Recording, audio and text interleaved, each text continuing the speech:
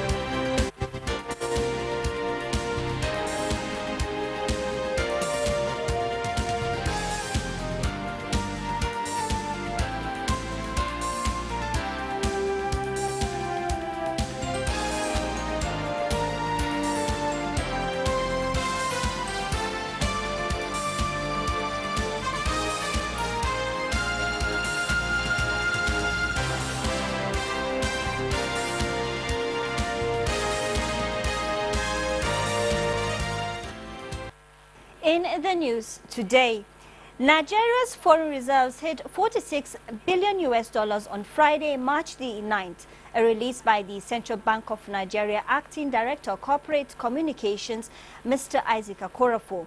The Apex Bank says the reserves grew by about $3.2 billion between February and March of 2018.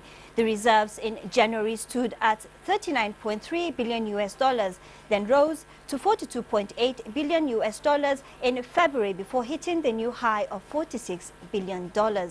Okorofo attributed the continued accretion to the country's reserves to the Apex Bank's efforts by discouraging unnecessary importation and reducing the nation's import bill. Inflows from oil and non-oil export, as well as huge inflows through investors and exporters window of the foreign exchange market, which he said attracted over $33 billion since April of 2017. Meanwhile, the Central Bank of Nigeria, CBN, on Friday supplied about $355.43 million to the retail secondary market intervention sales of the foreign exchange market in its resolve to guarantee liquidity. Figures obtained from the CBN revealed that the provision was to help meet requests in the agricultural sector, airlines, petroleum products, raw materials, machinery sectors of the economy. The CBN Acting Director Corporate Communications Department, Isaac Okorofo, reiterated the bank's commitment to continually intervene in the market aimed at sustaining liquidity in the market as well as boosting production and trade. Mr. Okorofo said with accretion to the country's foreign reserves, the bank was in a better position to ensure liquidity in the interbank sector of the forex market. The bank will continue to intervene in order to drive growth in the economy and guarantee stability in the market, particularly now that the economy has gained steam due to an upsurge in the non-oil sector, he said. With the rate closing at 360 to a US dollar on Friday, Mr. Okorofo expressed confidence. The bank's forex intervention underscored its determination to maintain the country's external reserves in order to safeguard the international value of the naira. President Muhammadu Buhari has approved an amendment to the excise duty rates for alcohol beverages and tobacco from Monday, the 4th of June 2018. The president also granted a 90-day grace to all manufacturers before the commencement of the new excise regime. The new excise duty regimes were spread over a 3-year period from 2018 to 2020 in order to moderate the impact on prices of the products. The new excise duty regimes followed an all-inclusive stakeholder engagement by the Tariff Technical Committee of the Federal Ministry of Finance with key industry stakeholders. In other business development, the Nigerian Deposit Insurance Corporation (NDIC) is to investigate some banks for the inadequate rendition of returns to the corporation on instances of fraud, forgeries and cases involving members of bank staff who were either dismissed or had their appointment terminated on grounds of fraudulent activities. The NDIC made the decision in light of the recent report from its off-site supervision of the deposit money banks, which revealed a number of fraud cases attributed to internal abuse by bank staff to 320 in 2017, or 38.53% above the figure reported the previous year. The report relied on a total of 286 responses received from 26 banks during the period.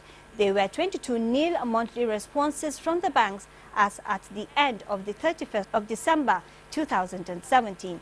The 286 responses received from banks cited about 26,200 cases of fraud and forgeries, which is 56.30% higher compared to 16,751 cases reported in 2016.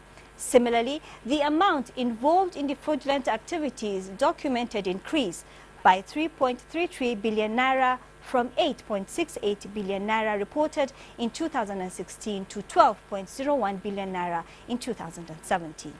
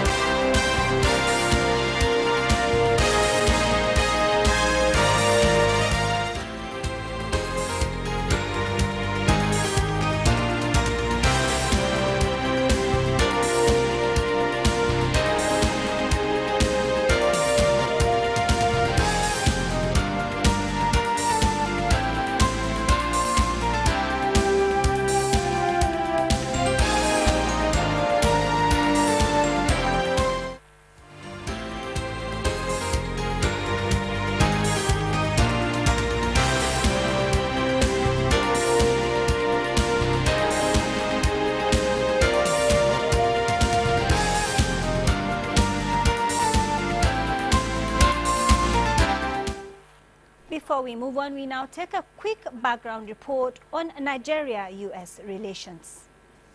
The United States is one of Nigeria's greatest trading partners and undeniably its most important diplomatic partner. Nigeria's trade with the United States rose by 70.44% from $799.93 million in January and to $1.36 billion in February, according to the latest U.S. Census Bureau data as at April 20, 2017. Data obtained from the fact sheet on Nigeria-US relations shows that petroleum products dominated the U.S. imports from Nigeria during the period over time. For instance, U.S. crude oil import from Nigeria stood at $936.65 million, while gasoline import was $83.43 million. Petroleum gases, other gaseous hydrocarbons, totaled $16.94 million the previous year. There were no imports in this category. Also, nitrogenous fertilizers totaled $16.66 million, but there were no imports in this category the previous year. According to the data through February, 22 customs districts posted trade surpluses with Nigeria, while 13 had deficits. This compares with 25 surpluses and 9 deficits for the same period a year ago. The United States-Nigeria Binational Commission opened a new chapter in the two nations' relations with about 600 million population, a ready market for their products and services. The Binational Commission key focal areas of cooperation from peace and security, the Niger Delta to the economy. The visit of the U.S. Secretary of State, Mr. Rex Tillerson, to Nigeria as part of his one-week-long official tour to Africa is expected to open a new page in Nigeria-U.S. relations. He has visited the Horn of Africa just days after he announced a new $533 million aid package for Africa, out of which $128 million was earmarked for Nigeria and countries of the Lake Chad region. During his visit, Tillerson and Buhari are expected to discuss counter-terrorism efforts and humanitarian issues in Nigeria's northeast and Lake Chad basin. He is also expected to discuss how to advance peace and security, promote good governance, and spur mutual beneficial trade and investments with the president. And as we focus on Nigeria-United States economic relations against the background of a visit of the United States Secretary of State Rex Tillerson, we are joined by an economist and former Deputy Governor, Central Bank of Nigeria, Dr. Obadiah Lafia, who is also a former Chief of Staff to the Secretary General of Africa, Caribbean and Pacific Nations Organization. It is a pleasure to have you join us on the Business Express It's today. a pleasure to be here, as always. Right. Since independence, Nigeria-U.S. relations has had a turbulent good times, bad times. Looking at it from the comparative advantage standpoint, what would you say? Well, we are very similar in some ways. We're both large nations. The U.S. is over 300 million people. Nigeria is almost 200 million people. We're a developing country. They are an advanced nations. Our GDP is slightly over 500 billion. The United States one is about 18 trillion. And of course, they're a very advanced economy. So there is a basis there for interdependence, for trade, because we have mostly commodities, oil, gas, and agricultural commodities and minerals. The U.S. has advanced manufactured goods. It's a high-tech economy. So there's a basis there for trade. But you're right in saying that the relationship has sometimes been turbulent. There have been good times and there have been not so good times. And this is true of any relationship. During the last U.S. administrations, Nigeria's relationship with the U.S. kind of dropped because they stopped importing Nigerian crude. Yes, that was a very difficult time because Nigeria, I recall, was the only OPEC country who was not allowed to export to the United States. So from being an exporter accounting for over 8% of U.S. imports of crude, we became zero. And that was a very difficult time. And up till now, I cannot fully understand or even accept the explanation that has been given. But that import has been restored with the current administration. Yes, that is true. But if you recall, Minister of State Kachiku said last week, he was quoted to have said that perhaps Nigeria has lost its place as a significant oil exporter to the United States. So that is something that we have to look into. And of course, I know that, you know, with shale oil in the United States, there will be less demand for crude oil generally. But I thought that the Obama administration were rather very hard on Nigeria, and for reasons that still baffle some of us in reality. Now, the U.S. Secretary General Rex Tillerson visit to Nigeria brings to attention the need to work on the relationship between the two countries, particularly with the current Buhari administration. What's your take on this development? Well, we'll welcome it. It is good, and I can tell you that the United States had very goodwill towards our president. You know that he was the only Nigerian officially welcomed to Obama's inauguration even earlier. So, and he has had opportunity to meet with President Trump at the sidelines of the UN General Assembly. And I think that there's a basis there for mutual cooperation in the interest of both nations. Now, looking at the role of security and peace for any nation's development, yes. With these two countries coming together, what do you think the dominant issues should be discussed to make the best of the opportunity? Well, you know, we have a binational commission, a U.S.-Nigeria binational commission, and the focus of that binational commission is on security, it's on governance, and it is on economic development, investments and economic development. Those three issues are extremely important to both countries. It is in the U.S. interest that Nigeria is a peaceful and stable country, and that, you know, there is security for lives and properties in this country, and all forms of extremism and terrorism are controlled in this country. I believe also it is of mutual interest that there is growth and development in this country. We are just officially out of recession. It is important to consolidate on that recovery to ensure long-term sustainable growth. A strong America is good for Nigeria. A prosperous Nigeria can only be a better partner to the United States. Still talking about security, where can the U.S. come in? You know, the U.S. dilly-dallied in a manner that surprised some of us. We thought that really they were genuine friends, only to discover that they didn't really want to sell weapons that could help us tackle insecurity and insurgency in our country. And the Obama administration put a blanket ban.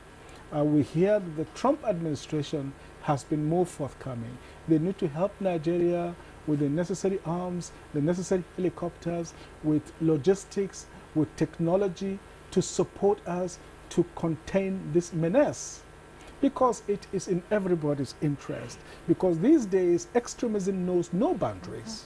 It can be Nigeria today, it could be America tomorrow. So it is in everybody's interest that they help our country to overcome. And let me say that, look, the current administration has done extremely well in this area, but they need to do even more.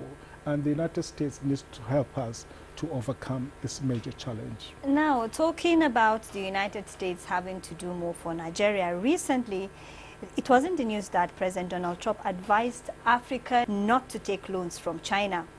That advice was re-echoed in Ethiopia by the U.S. Secretary of State.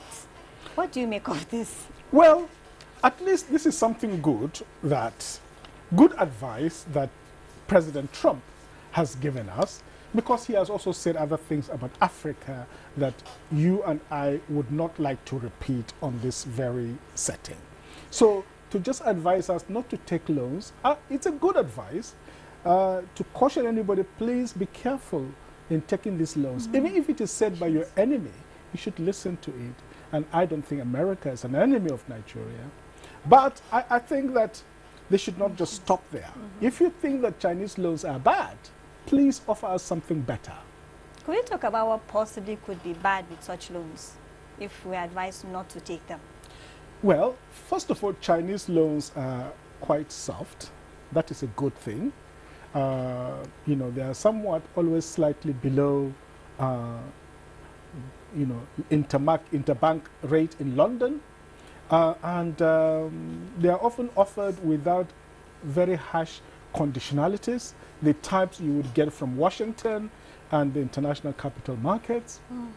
But people raise questions that often they are tied to projects and contracts won by Chinese companies. So they control the whole process from beginning to end.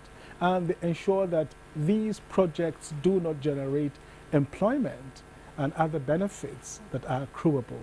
So this could be some of the issues. And sometimes they don't ask the kind of questions that are important, questions about labor rights, about working conditions, and about ecological and environmental concerns. So these are things that, of course, in our further discussions with the Chinese, we need to take into account.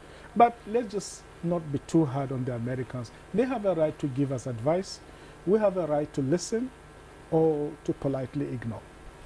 All right, moving on. During the U.S. Assistant Secretary of Commerce visit to the country, there was talk about establishing a commercial investment bureau to deepen trade relations. How do you see this impacting the Nigerian economy? I think it's a good thing. And I have to be honest, we have not been very good at economic diplomacy. The institutional supports very critical to promoting trade and investments are not really there in this country. So an investment bureau to help drive U.S.-Nigeria trade is a very welcome thing. We have 30 million African Americans in the United States. Nigeria is the most popular destination for, America is the most popular destination for Nigerians. And, you know, we are both big countries, growing economies. So the basis for trade and mutual benefit is there. So I think the more, the merrier. I think so. Dr. Obadiah Melafia, it's been a pleasure having you on the program today. Thank you. Thanks for joining us. Great nation, good people. Both the Americans, both the Nigerians. Partnership there. Now, moving on. The Nigerian Labour Congress, NLC, has implored President Muhammadu Buhari not to be cajoled into signing the proposed African Continental Free Trade Agreement. NLC President Ayuba Waba, who stated this in a release, alleged that the drivers of the policy initiative have perfected a document for the signature of President Muhammadu Buhari at Kigali, Rwanda on the 21st of March 2018 without consulting with relevant stakeholders for possible impact assessment on the Nigerian economy. The statement says the policy initiative will make it possible for foreign airlines to operate local scheduled flights without employing Nigerians. And now a look at the Nigerian equities market with Musa Abubakar. The NSE All-Share Index and market capitalization appreciated by 0.68% to close the week at 43,167.86. A market capitalization 15.5 trillion, a total turnover of 3.079 billion shares worth 39.9 billion naira in 23,086 deals were traded last week by investors. The financial services industry led the activity chart with 2.3 billion shares valued at 29.5 billion naira traded in 13,188 deals, contributing 74.30% and 73.98% to the total equity turnover volume and value. Oil and gas industry followed with 386.8 million shares worth 1.2 billion naira in 1,573 deals. Third place was occupied by consumer goods industry with a turnover of 205 million shares worth 5.8 million naira in 4,959 deals. All other indices finished higher during the week, with the exception of NSE Premium, NSE ASM, NSE Banking, and NSE Insurance indices that depreciated by 0.25%, 1.76%, 1.08%, and 0.74%. Trading in the top three equities, Access Bank PLC, Capital Oil PLC, and Zenith International Bank PLC accounted for 1.6 billion shares, worth 20.4 billion naira in 2,476 deals, contributing 54.48% and 51.05% to the total equity turnover, volume, and value. Well, moving on, we now take a quick look at the commodity markets.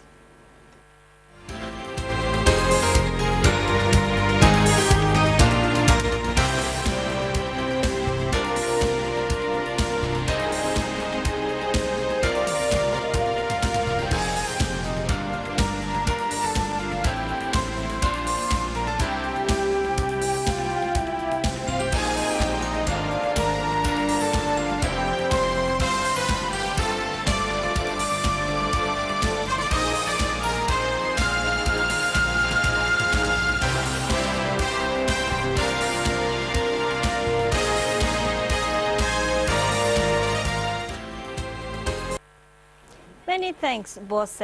Now to a global market report. Asian stocks gained as trade war concerns took a backseat to economic optimism following a U.S. job report Friday that showed the American economy continued to strengthen without the prior month's rapid wage gains that stoked inflation fears. Let's have the numbers as presented by Musa Abubakar. African equities closed mixed last week. South Africa JSE top 40 gained 0.56% to end the session 52,348.57. Tundex climbed 0.19% at 6,809.46.